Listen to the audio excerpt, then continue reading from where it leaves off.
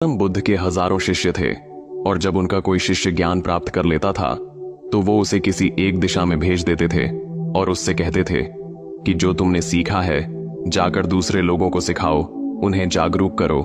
गौतम बुद्ध का एक शिष्य बुद्ध के पास 7 वर्षों से ज्ञान प्राप्त कर रहा था। वो शिष्य एक दिन बुद्ध के पास आया, उनसे कहने लगा, हे बुद्ध, मुझे आपके पास 7 साल हो गए। मेरे बाद बहुत शिष्य आए हैं, उन्हें आपने मेरे से पहले ही किसी न किसी दिशा में ज्ञान देने भेज दिया, लेकिन मुझे अभी तक नहीं भेजा। क्या मुझे अभी तक ज्ञान प्राप्त नहीं हुआ? बुद्ध मुस्कुराए और बोले, यह तो तुम्हें खुद समझना होगा कि तुम्हें असली में ज्ञान प्राप्त हुआ है या नहीं। शिष्य बोला, हे बुद्ध, आपने मुझे इन 7 सालों में जो भी उपदेश दिया मुझे वो सब याद है। आपकी बताई एक एक बात मुझे याद है। आप मुझसे पूछ भी सकते हैं, मैं आपको हर उत्तर देने के लिए सक्षम हूं। आप मुझे एक मौका तो दें ताकि मैं भी किसी दिशा में जाकर लोगों को आपके ज्ञान के बारे में बता सकूं। बुद्ध ने कहा, ज्ञान की बातों को याद रखने से कुछ नहीं होता जब तक आप उसे अपने जीवन में ना लाओ।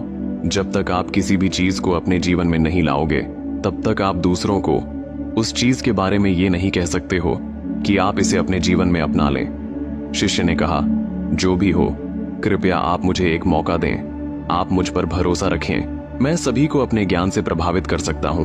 मैं लोगों को ऐसी बातें बता सकता हूं जिससे उनके जीवन में शांति आएगी और वो शांतिपूर्ण अपना जीवन जी सकेंगे। बुद्ध ने कहा, अभी तुम तैयार नहीं हो। जब तुम तैयार हो जाओगे तो मैं तुम्हें खुद सही दिशा में जाने के लिए कहूंगा। शिष्य ने कहा, क्यों बुद्ध? आपने मुझे इन 7 वर्षों में इतना भी ज्ञान नहीं दिया कि जिससे मैं लोगों को प्रभावित कर सकूं। और जाने की जिद करने लगा। बुद्ध ने कहा, ठीक है, तुम उत्तर दिशा की तरफ जाओ। वहां तुम्हें एक गांव मिलेगा, उससे तुम भिक्षा मांग कर लाओ और वहां के लोगों की अपने ज्ञान से मदद भी करना। कल सुबह तुम वहां अकेले जाना और शाम को आकर मुझे बताना कि तुमने कैसे वहां के लोगों की मदद की। वह शिष्य ये सब सुनकर बेहद खुश हो गया और बुद्ध का आशीर्वाद लेकर वहां से चला गया। और वह रात भर ज्ञान बटोरता रहा और मन ही मन सोच रहा था कि कल मैं ज्ञान की ऐसी छाप छोड़ूंगा कि वहां के लोगों के साथ साथ बुद्ध भी मुझसे प्रभावित हो जाएंगे। सुबह उठकर वो महात्मा बुद्ध को प्रणाम करने गया और उन्हें प्रणाम कर वह उत्तर दिशा की तरफ निकल गया झोली लेकर। शाम को जब वह वापस आया तो बुद्ध ने देखा कि उस शिष्य के माथे पर चोट लगी है और खून बह रहा है। बुद्ध ने उसकी दवाई पट्टी की और पूछा, तुम्हें ये चोट कैसे लगी? शिष्य ने कहा कि हे बुद्ध, वहां के लोग बहुत दुष्ट हैं, उन्हें जरा भी बुद्धि नहीं है। मैं उस गांव में भिक्षा लेने गया पर किसी ने मुझे भिक्षा नहीं दी। सब मुझे गालियां दे रहे थे और एक व्यक्ति ने भिक्षा तो दी लेकिन नीचे फेंक दी और कहा, इसे उठा ले। मैंने उन्हें काफी समझाया लेकिन वह मेरी बात सुनने को तैयार ही नहीं थे। उल्टा उन्होंने मेरे साथ मारपीट की जिससे मुझे चोट लग गई, लेकिन मैंने भी उन्हें खूब सुनाया। मैं अपना बदला लेकर ही आया हूं। हे बुद्ध, आप मुझे दूसरी जगह भेजें जहां के लोगों में थोड़ी बुद्धि भी हो, जहां पर ऐसे बिन बुद्धि के लोग ना रहते हो।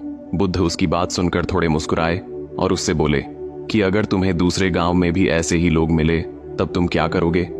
तो शिष्य ने कहा, हे बुद्ध, ऐसे लोगों को कोई ज्ञान नहीं दे सकता।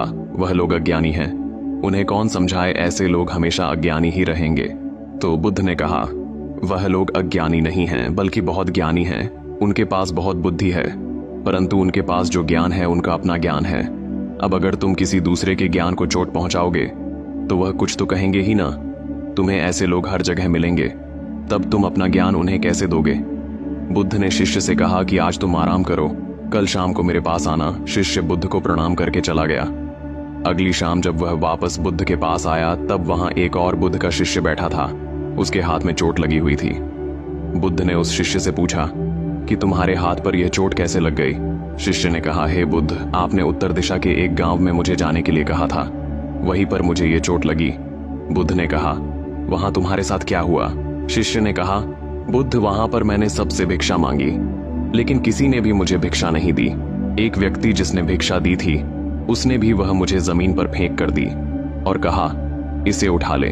मैंने चुपचाप उसे उठाकर अपने पात्र में रख लिया और उसे कल्याण का आशीर्वाद दिया।